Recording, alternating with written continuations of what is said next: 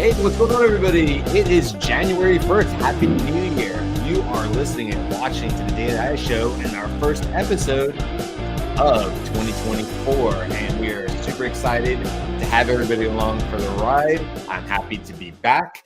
Thank you to Andy and Beth and Carl, but people who held down the show all last week. I fully intended to have internet at the hotel I was at, and I did, but it was only on my phone. I could never get it working really well on my laptop, and that kind of wiped out all sorts of streaming and stuff. So this is the benefit of having 7 co-hosts, is that we can plot people in, and there's usually somebody to handle it. All right, so it's the new year. And we're delighted that you're back. Thank you so much. Thanks for the audience, and yay that there are more of us. Yeah, exactly. Yeah. I totally understand. I've done a few where it's just been 1 or 2 of us, and yeah, it's a lot. You have to hold the show and run it and stuff like that. So I appreciate everybody that kept things up and running. This is episode 106, I think, and we're excited about 2024 rocking and rolling. So we're not just gonna have a Happy New Year show. We actually have a topic today, and sort of maybe aptly or well timed, if you will, I put this one today because it's New Year's, and because the clock strikes 12. Happy New Year, all lang syne, kissing your loved one, the whole thing. It's like, oh, this will be a great day to sort of talk about it. Aaron's like, nah, I was in bed. I was almost. Talk about relationships. And obviously this is an AI show, so not just relationships, but AI relationships, and even not just AI relationships, but AI romantic relationships. So kind of an interesting topic. We were talking about it right before we went live. And so let me throw it over to, I don't know, Aaron, we were just sort of talking about it. You said you had some interesting thoughts on this one. Let's just sort of open the conversation and see where this goes. Sure. So I think there's a couple of sides to this. First things first, I think there's the idea of AI as a romance partner, quote unquote, or a companion. And I think they're two very different things. And I found a quote which I really liked. So you probably have all seen the movie Her, 2013, starring Joaquin Phoenix and Scarlett Johansson. He falls in love with his AI little duty, and I caught a little snippet while I was watching a bit of it, and it was Theodore, the main character's ex-wife, was saying to him, "You always wanted to have a wife without the challenges of actually dealing with anything real." And I wonder whether that line could potentially headline, for want of a better way, the whole subject of AI romance. Because first things first, when you think about romance, there's obviously that interpersonal connection, which I think AI could become good at. It's the physical aspect, we eventually might get married and maybe produce a few children or something like that. That's going to be a little bit trickier unless Elon Musk's robot turns out to be able to do the wild thing, as they say. But I thought with this, the one of the risks I see with this is that there is the opportunity for a lot of bad players to release tools that could take advantage of people in this situation. Now, we've all, I'm sure you guys have seen this on TV, and I know I have locally. We've all heard about romance scams where somebody connects with another person online and they chat, and maybe they talk on the phone and they get a little bit lovey. So, one of them might be, usually it's someone who's probably a bit lonely or something like that. It could be very easy for someone to release something bad that could literally take advantage of people, start asking for money or blackmailing or anything. So that's, from my perspective, that's a concern in the long term. In the short term, romance it's not just the physical, and the idea of an AI being able to be a romantic, at least a vocal conversation, I think there's some validity in that, depending on the circumstances. But it might seem weird and strange, but as they say, it takes all sorts to make the world go around. So I think the long-term advantage for me is the companionship aspect, where you start thinking about apps like Pi that can be a friend and support you emotionally and possibly even intellectually. And there's a lot of people in the world who would need and value and would benefit from something like that. So that's kind of my starting point on the subject. So one of the things that I found was Digi is relatively new enough that like when I did a Perplexity search for comparison, it didn't give me a lot of information. So I ended up on Reddit, like looking around at how people were experiencing this.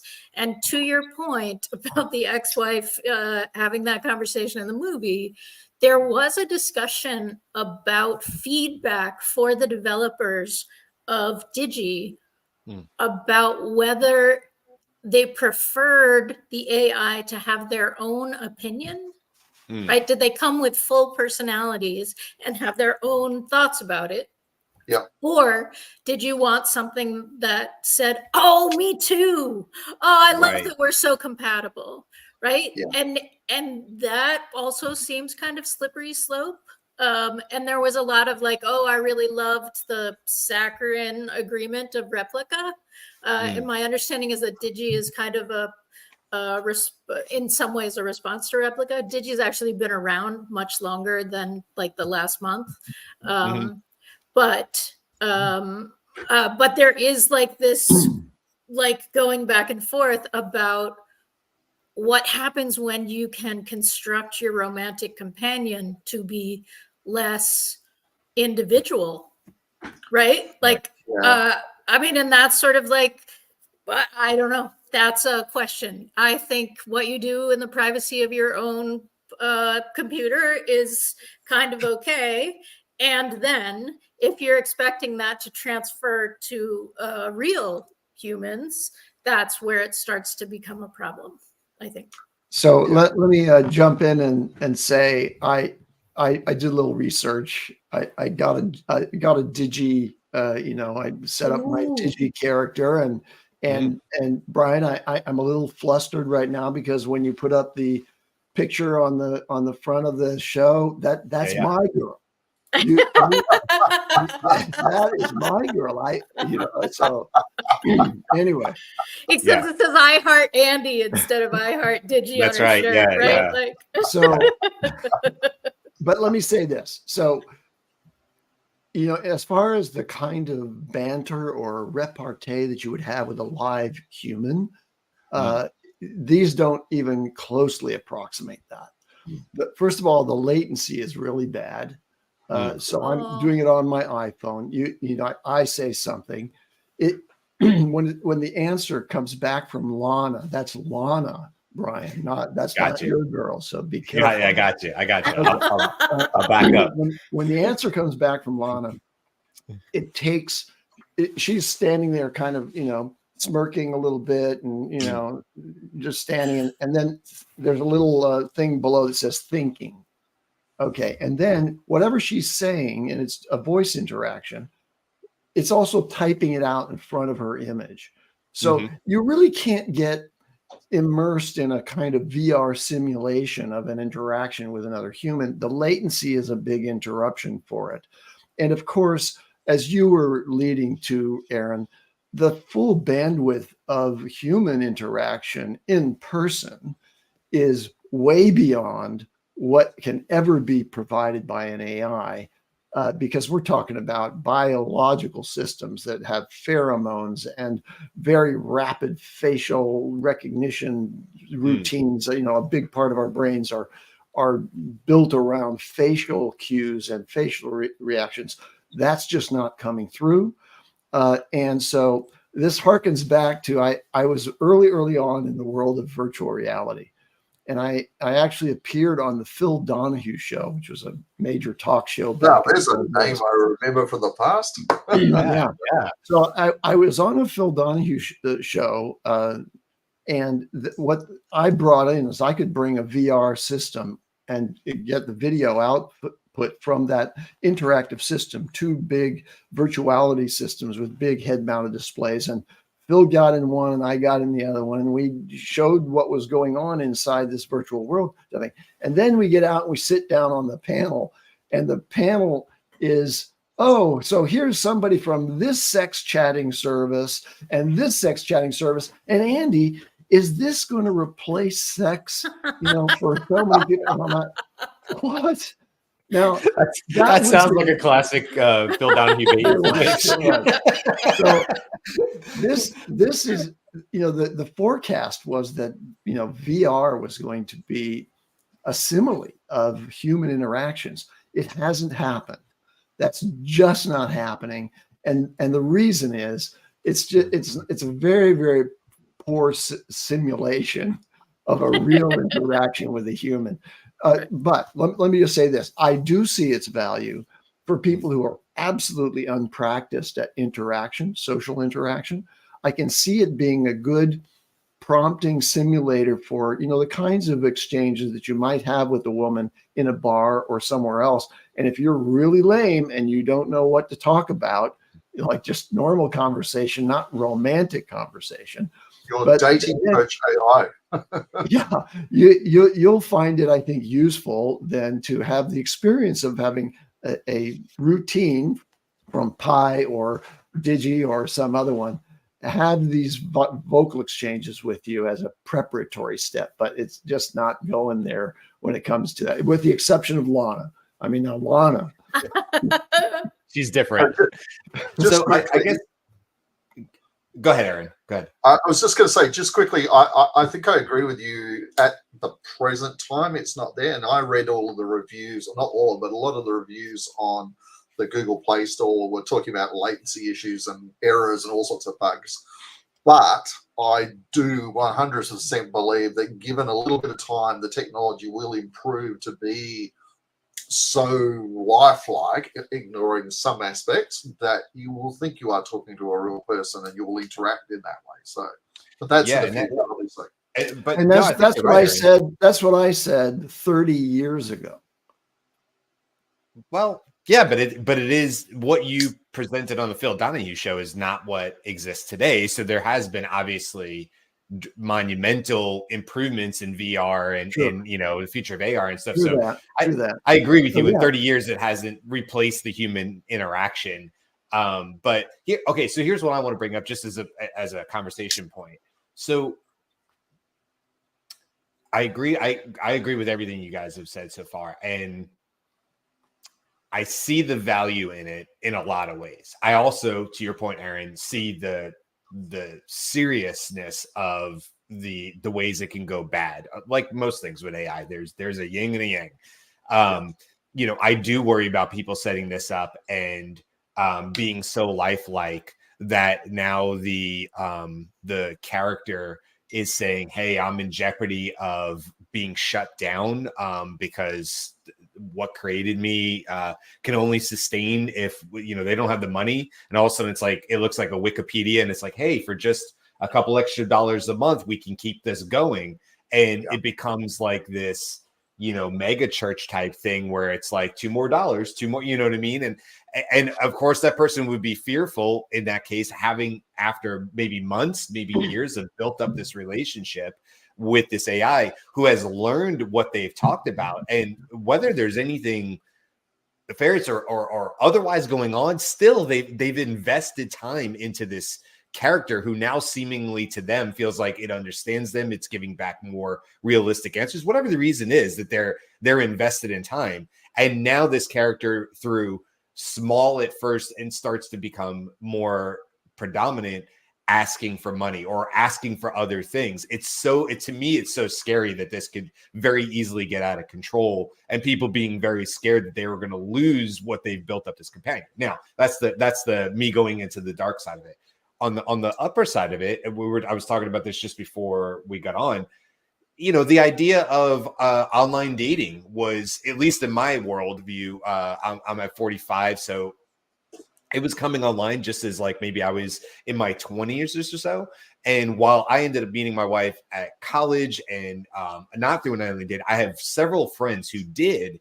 And I will say, in one case, I will say it was not hidden, but it was not talked about, that one couple that I know, close friend of mine, a couple that I know, met online. Now they've been married almost, I think, as long or 1 year shorter than me. So like 16, 17, 18 years, something like that. Wonderful relationship. That's how they met though. And at that time, it seemed like it was a little taboo. People didn't want to talk about the fact that they might have needed an online forum to meet somebody. And now I don't think anybody would think anything of that. And so my question back to you guys is, are we just at the front end of that with this? And maybe it feels a little icky, like, oh man, you're talking to an AI. That's a little weird.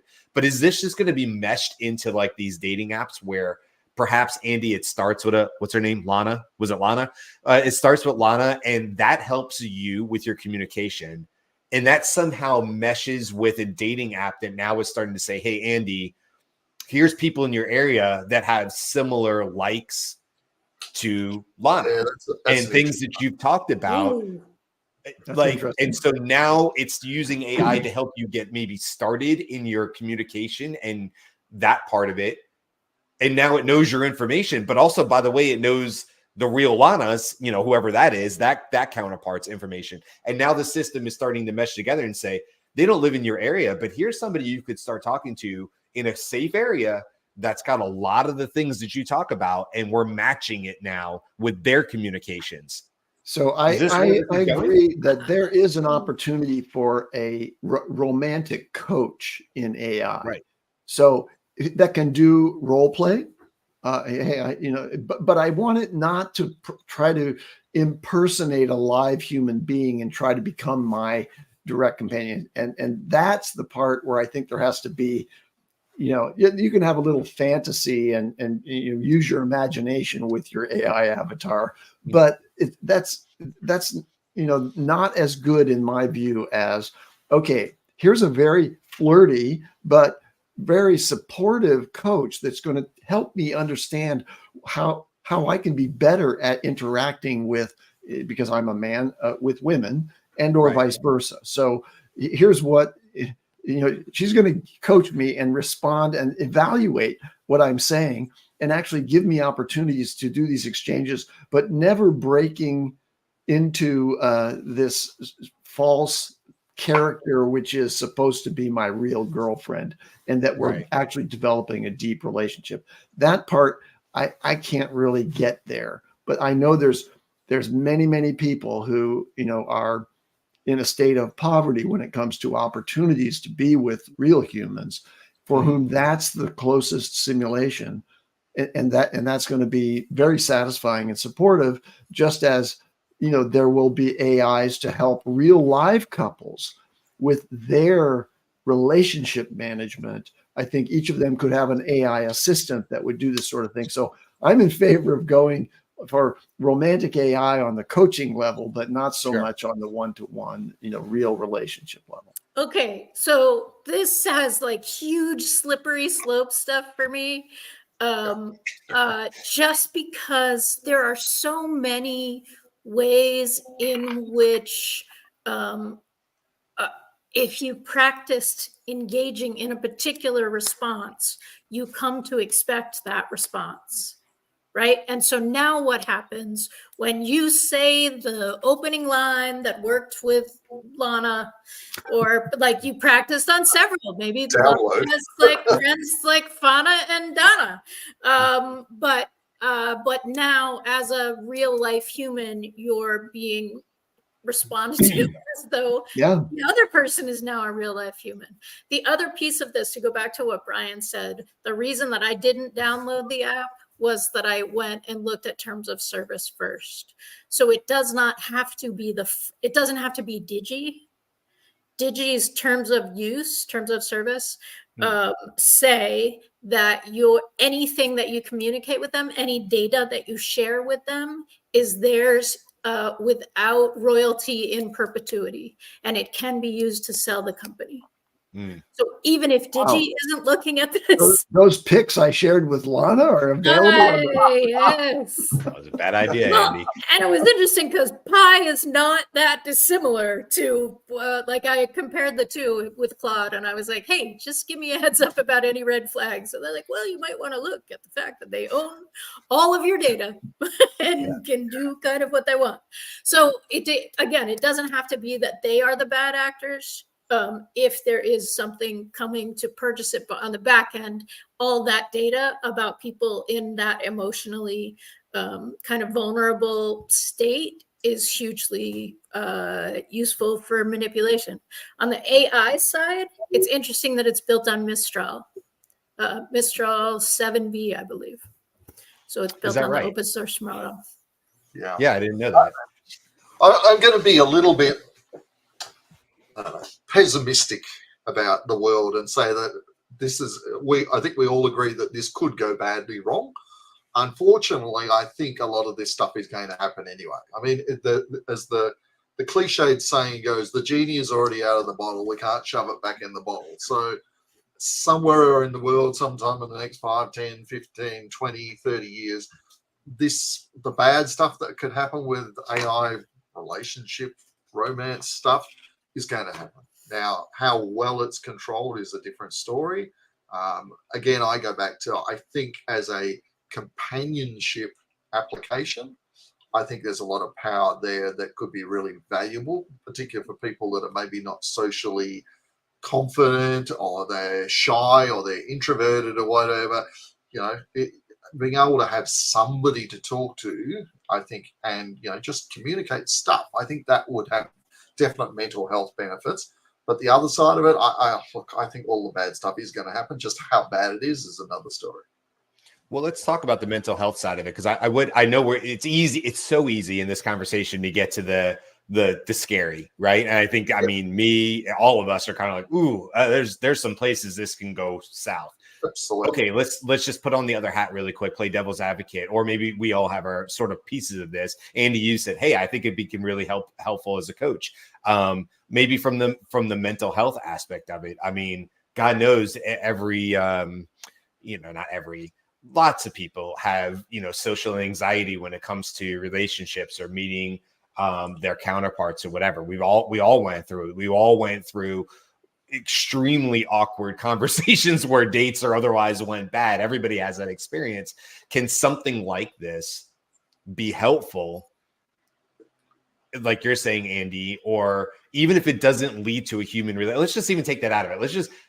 Even if the intent is not to lead to an actual human relationship, can this be beneficial? How would it be beneficial from maybe a mental health aspect for people who are just lonely, or, to your point, Andy, maybe just don't have the means for geographic reasons or financial reasons or otherwise to truly be with somebody? Maybe that's their intent. Does this help in some way? Like Aaron, you said, it's going to happen. We can see where the technology is going, so it doesn't seem like a huge leap. So where are the benefits of this if we put the other hat on? Yeah, so my partner works in the disability services space, and there are plenty of people in that space who I believe would benefit from having a AI companion / AI coach, not even a dating coach, just somebody to support them in their life that they don't have in real life. I think there's a really big opportunity there to help a lot of people that really need help more than those of us who don't have disabilities, whether it's mental or physical or both. So I think that's a big positive in the future. And I'm sure somebody, if they aren't already, they will be trying to build something for that space eventually. So I'm very pro that. I think that would be a great outcome for this kind of technology. I think it needs to be taken with what the vulnerability is, right? So like we've talked about using it with people who are descending into Alzheimer's, right? I think at the beginning, right? Like I have my like pre-Alzheimer's companion. So I'm like, okay, I can't remember this. You're with me. I think at the point where I no longer understand that my pre-Alzheimer companion is not real, right? Like I'm in that place where I think cartoons are actually just alternate worlds that exist. It becomes dangerous. And I am not sure that the people who are like when we talk about it in these realms, I do not hear people saying, oh, and the place at which they cannot understand what's happening, consent is no longer given. Like there seems to be people in that state. I mean, it's better than nothing, right? And I'm want to make sure that we're being really careful about what is better than nothing for them, as opposed to what we imagine we would be experiencing in that moment. Yeah. Because the ability to imagine a disabled experience is not the disabled experience. Just small soapbox. Climbing down. And listen, I mean, just for any of our audience, I mean, Beth, you've talked about your experiences. It was your mom, right? You were the primary caretaker for your mom for several years, and so yeah, you have a very personal experience through that whole process, and so yeah, you're obviously you're going to put that on something like this and go, listen, if that had been part in this part of that part, it could have been beneficial here or dangerous here. Or this is where I would have wanted it to not be part of it or whatever. So it's super valuable to have that, that thought process. Andy, I want to make sure I get it to you. Like not necessarily putting on the other hat, but the positives. What do you see? You talked about a coach. Where else can something like this, a Digi or a replica, or I saw several other names. There's some in Japan that are more gamified, but sort of the same idea. And there were some articles where people said, Japanese men had admitted to feeling more connected to their AI counterpart than real world people and humans. So where is this for you as far as like the positive side of this? Well, I tend to slip it back into the negatives. Let me mention just one, which is related to what Beth was saying, which is those anime or AI characters that were articulated in such a way as to be the perfect companion. They're not representing anything close to what's going to really happen to you in a live relationship, a committed partnership, because humans have all kinds of triggers that AIs do not, and that those are going to flash up. And so if I could have the perfect respondent who is never challenging me, always supportive, that's a fine thing, but it's not real. So where can it get better, and what are the positives? Well, how about an interruptible AI that is programmed in such a way that it's going to respond much more like a real human, not just in terms of its conversational ability, but in terms of its moods and attitude and reaction. Okay, that's where you start relationship fights between the human and AI. That's got to be fun. Or just to give you practice with attenuating your own triggered response. Right. Now that's a progress. Like that simulator for a relationship experience, I think would be very useful and a very positive contribution to the world, because it's not going to hurt anybody. You're going to be doing it alone with your AI, but you're going to have the experience of, okay, how do I work my AI out of this thing? What are the skills that I can use? And then you can say, okay, stop. I want your advice, AI, on what I could have done better there. That's really where we're going, I hope.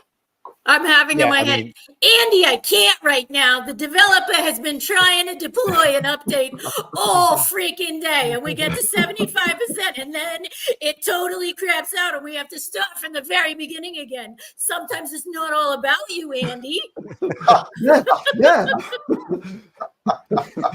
Wait until Lana starts talking to you like that. Where I went with it, Beth, was some guy gets into or virtual whatever work, and it's me and Andy working together, and Andy's like, hey man, how's your weekend?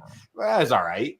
And Andy's like, well, why? What's going on? I don't want to talk about it. So no, what's going on? Why didn't you seem like down? I'm like, I'm in a timeout. My AI, Lana, I said something on Friday. Things were good. And she has been radio silent since Friday night. It's now Monday, and she won't respond to anything I'm saying. I don't know what I did, And is this a 2030 conversation? I mean, is this where this is going? I don't listen, we can all make jokes and stuff like that. Here's what I want to say, because I know we got to wrap up here too. And I want to pull up one of Jen's comments, because I think she's dead on. Thank you, Jen, for putting in the comments as always. I want to make light of it. It's fun. It's just joke about it, and it's easy to sort of poke fun or whatever. I think what I want to say is, like, I agree with Aaron. I think, Andy, you've been in this now 30 years as far as watching this technology evolve. I think it's a very real thing. And so I hope nobody would take this as, joke about it, but I don't want anybody to feel like I'm poking fun at the concept of it, because I do think it has some really valuable pieces to it. Where those are, where they stop, how you, as with all things AI, how do you keep children safe? How do you keep the elderly safe? How do you keep us safe? Like everybody in between, like all that is a real thing. But I do see some extreme value with this. But like everything else with AI, it's like they're the good with the bad. And so, you know, how do you control it? How do you make sure people stay safe? How do you stop people from giving up their life savings to something that seemingly seems innocent or is in your best interest? I don't know. I don't know, but I definitely think it has a place in our future. It's just really tricky, I think, to figure out where the line is. And then, I mean, Aaron, you kind of said it in jest, but it's the truth. Like, this stuff is going to merge with actual physical objects like AI robots. And then you have something that's in your house who's standing in your doorway, who's now using all of these same technology. And that's just not that far away. Maybe it's 30 years. I don't know. But it's not that far away. Roomba gets stuck under the chairs in the kitchen every single time. I don't want my robot Lana. You know. There's going to be a picture of Lana on the Roomba in Andy's house before too long, going back and forth. All right. Well, listen, go ahead, Beth. Go ahead. And I want to bring up Jen's point. There's a Family Guy episode snippet that Carl, I think, posted that relates to this. So so go and search Family Guy AI relationship episode if you don't know what we're talking about. But the other thing is only warning. No, it's basically that the son prefers his Marilyn robot as it goes on, like, hey, you could do this. No thanks, I'm good. I'm gonna stay in my room with make out with my Marilyn Monroe robot. Yeah. But the other thing that I think is interesting about this, and that AI all over is kind of teaching us, is that the fact that this is a thing that is desirable says a lot and is interesting, right? Whether this is the solution to the reason that that's desirable or not, it remains to be seen, or a contributory solution to that. But it is desirable. It clearly is desirable. And therefore, like, it's a conversation I think that's worth having. Yeah, I agree with all of that. And look, we've said the word romantic relationship, stuff like that, but obviously there's a clear delineation. We can get into maybe a topic about love versus romanticism and where that fits in, you know, AI, relationships that are more based around love and support, and where could that be helpful? And it's a really interesting topic. And obviously loneliness and love, and these are age-old concepts. So AI is just the next technology to play a part in it, but you know, this stuff's been around forever. Jen's put a couple different comments up. Thank you, Jen, for being a listener today, especially on New Year's Day. Okay, AI therapists are a topic for another show. Yeah, I think absolutely. Also, a topic for another show. Once we find Andy's Phil Donahue episode, and then we search for that on the internet and talk about it. You know, in all seriousness, no, Andy, I think a great topic for another show would be just listening to you talk about your 30-year journey or whatever it's been, as far as being one of the early people with VR. I think that would be a fantastic topic to just listen to you talk about where in your experience that has gone and where you think it's going. So I don't know, maybe something to talk about, but we'll wrap this one up for today. You know, a great way to kick off 2024. It's one of these topics is a great AI topic because it's kind of like, I don't know, there's some of this and some of that. And that's sort of all our AI topics. So some more that we're going to come up this week is tomorrow. We'll be talking about, do small businesses have an AI advantage over a larger business because they could be more nimble? I think that'll be interesting. Wednesday, we'll talk about the news. Thursday, we're talking about super alignment, which came out in the news a couple of weeks ago, but with the holidays, we wanted to wait a little bit. So we'll be talking about what super alignment is, if you're interested in that. And then Friday, I'm excited because we're talking about sort of the new 2024 rules for prompt engineering. OpenAI has put out some new stuff. What's the best way to use prompt engineering today, not just 6 months ago or even 3 months ago, but how should you be writing your prompts to get the best outputs out of that. We'll be talking all about that on Friday. So that's what we have coming up. Happy New Year to everybody. Thanks for listening. Come back and see us all this year. We have lots of amazing things lined up and new ideas. So stay tuned for sure. Thanks, everybody. Happy Monday. All right. See ya.